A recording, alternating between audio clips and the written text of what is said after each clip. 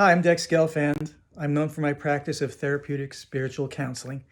And this is one in a series of talks I'm doing and making videos uh, of which I will call Where Scientology Goes Wrong.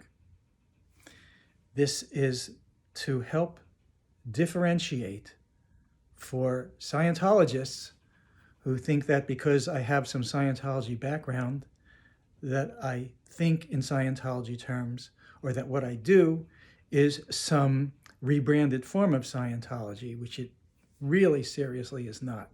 To make that point, but also to educate people and to illustrate to my friends and others who are Scientologists or of that mind where I can show you where you can do better if you step outside those lines.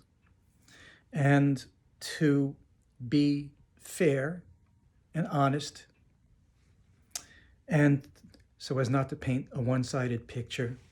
I should also make mention of points where Scientology goes right.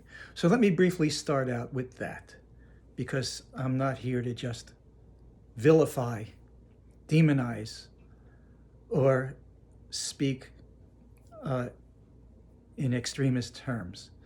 I'll give you 2 quick points of what Scientology gets right.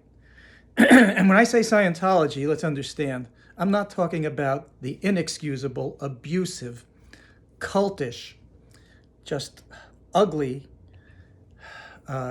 acts of the organization, of the Church of Scientology. I'm speaking of the technique and the approach. So 2 points where Scientology goes right. Number 1, sessions are intended to end on some positive accomplishment. They're not strictly by time. You don't pay for an hour's time for a session. It is intended to go to a point of some degree of resolution of something, some form of point of feeling better or release. That's what's supposed to happen. That's a very good way to work. Excuse me. Another good point about Scientology. One of my favorite quotes from L. Ron Hubbard, a person I'm very critical of. And I suspect that almost anything good he came up with came from someone else. That's not a crime. Pretending that it all came from himself, that I have a problem with. And as horrific as he could be, he wasn't all bad. He's just not somebody to emulate or follow. He's not somebody to, accept everything he said without truly questioning it. Definitely not. I don't know who is, but he stands out as somebody who tried to create, and largely did successfully create, that feeling in people. It's a bad thing to do. Anyway, another point that he got right was when I did my training to be a Scientology counselor, or as they call it, auditor, when they talk about what they consider to be a level, as they put it. I don't believe in levels. I do not. They're false. Anyway, with a level that they call problems processing, the subject of problems, you could say defining a problem as something that conflicts with the way you want things to be might be the simplest definition of a problem. Anyway, the quote that I remember Hubbard saying in one lecture is that the problem is not solved when the person feels able and willing to, quote, do something about the problem. The problem is solved when the person says, what problem? In other words, what was feeling to be a problem for the person no longer feels that way. That's a very good point. It's something for counselors of all types to keep in mind. That's where the success is, when the person says, no problem there. Doesn't mean whatever they were complaining of no longer occurs. It may or may not mean that, but it means that the person is no longer projecting or creating or feeling it to be a problem for them. Okay, so I've been fair. Now, where Scientology goes wrong, and this is an extremely profound thing, I defy anyone who ever had more than 2 or 3 sessions of Scientology, I defy you to tell me that you did not feel compelled to behave a certain way to please the auditor, the counselor in front of you. I defy you to tell me that you did not feel a pressure in your sessions to give the kind of answers that were asked for, to stay on the subject that they wanted you to be speaking about, to give positive answers, to express the things you felt they wanted to hear, rather than just being able to be in the moment and express your feelings and whatever is on your mind without concern for how the auditor is reacting. No, everybody I've ever worked with has acknowledged that that's been a problem. They may not have acknowledged it before I asked the question, but think about it. That's a huge problem when you got to sit in that chair across from the person and be concerned about making your answers acceptable. That has no place in any form of counseling.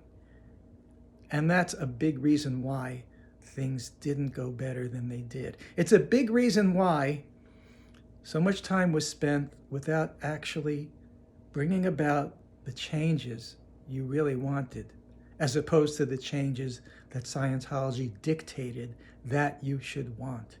Yes, you did. You sat there and you thought, I want to please the auditor.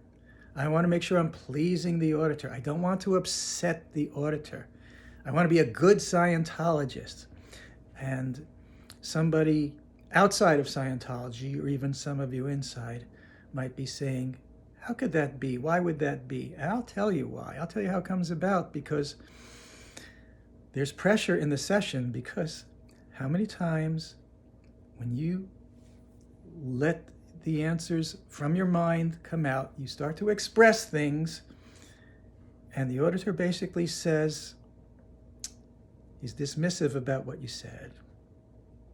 He basically says, that's not what I want to hear about. Give me the answers I'm looking for. That's not the words he uses. The words the auditor uses are, I'll repeat the auditing question, or I'll repeat the auditing command. That is so condescending. That is such an imposition on somebody in a session that's supposed to be therapeutic. I'll repeat the auditing command. No matter how nicely it's couched, it's telling you your answer has been rejected. Why? Because that's what auditors are trained to do.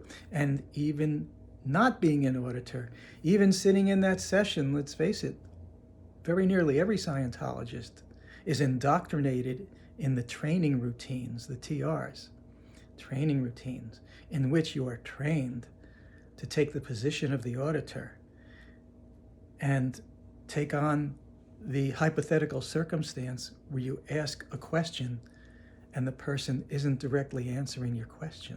The way they do this in Scientology is with, for instance, training routine 3. The auditor asks, do birds fly? And the coach is supposed to sometimes give what appear to be non-answers that don't say, yes, birds fly, or no, birds don't fly. They may say, I had a good breakfast. And the person being trained, the student, on what they call the communications course or the TR's course, training routines, they're indoctrinated.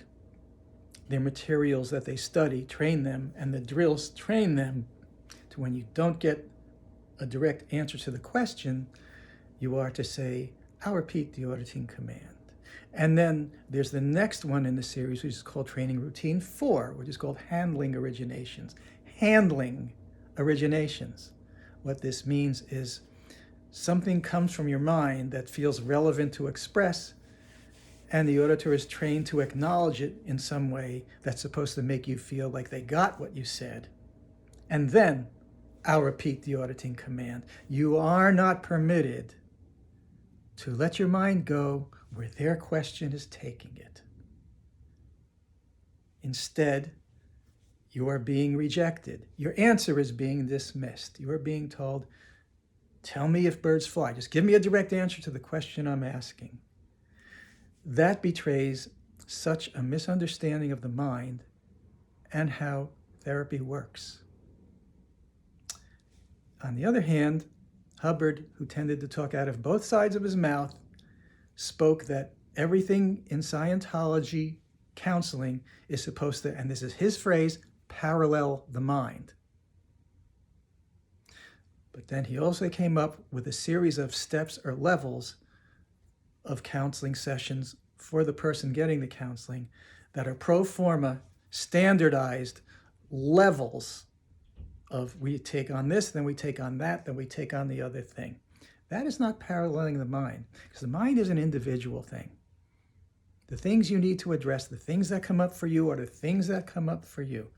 And a counselor either encourages and invites you to express the things that are coming up for you, in which cases, then we're paralleling your mind, or they enforce their program on you. That's not paralleling your mind. That's paralleling some generic projection of everybody's mind.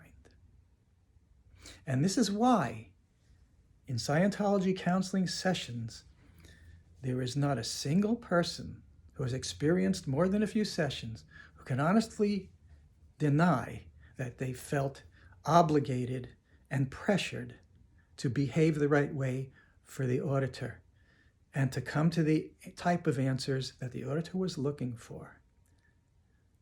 What Scientologists don't understand, auditors, course supervisors, case supervisors, is that the mind always goes where it needs to go. To the most relevant material for yourself is what's going to come up in you to be expressed.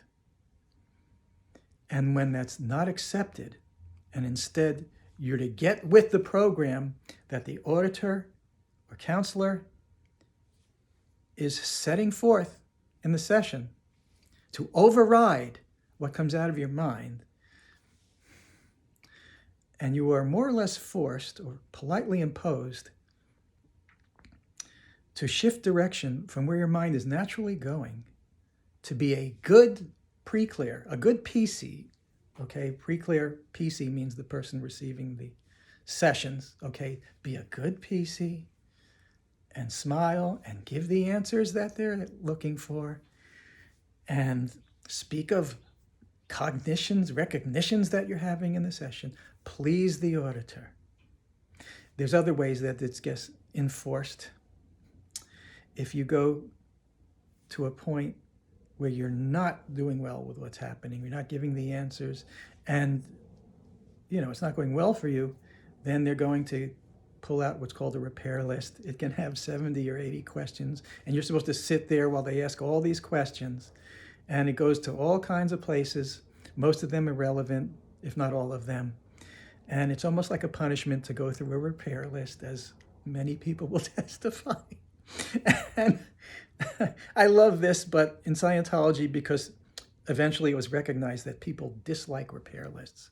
So their solution to that was to create a new repair list for people who don't like repair lists. They're just going to force down your throat their way. And this is a prime point where Scientology goes wrong. The unacceptance of what you are moved to convey, overriding it with telling you what sort of things you should come up with and what sort of things you should convey. It's a real attitude adjustment that happens throughout Scientology sessions. And only when I bring this up to people do they go, oh, wow, you're so right. It's like they never even dared voice the thought to themselves. It's considered bad behavior in Scientology. But this is a very, very severely impactful point and very basic point of where Scientology goes wrong. The unacceptance of where your mind is going.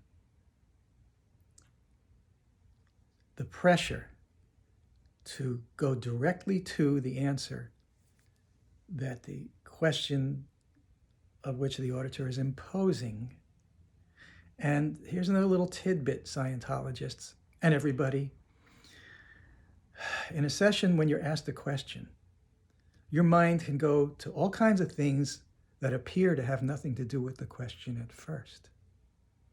But if you allow the individual to work through the flow of what's coming through their mind, eventually the relevance to the question does emerge, and they do have an answer to the question that is relevant. But when you short circuit that natural flow of the person's feelings and experiences and emotions, because you as the auditor are trained to say, this is not acceptable, I don't hear an answer to my question quickly enough, you've severely handicapped the whole process. And whatever results may be gotten aren't what they could have been. And you, as the client, as the PC, are not being served. You're being suppressed. You're being directed. And I think from what I see, the overall picture of the flow of Hubbard's words is he was very, very resistive, very uncomfortable to others expressing their own thoughts and feelings. He is very much about making others an extension of his will, as in his manifesto, Keeping Scientology Working. And I believe that his intolerance for the expressions of others just pervaded all of Scientology. And one place where it arrived, where it landed, was in the training of auditors to dismiss the expressions of the PCs in the sessions with, I'll repeat the auditing command, which is a total invalidation. It's telling you that's wrong. You're going the wrong way. You are not in compliance. Comply.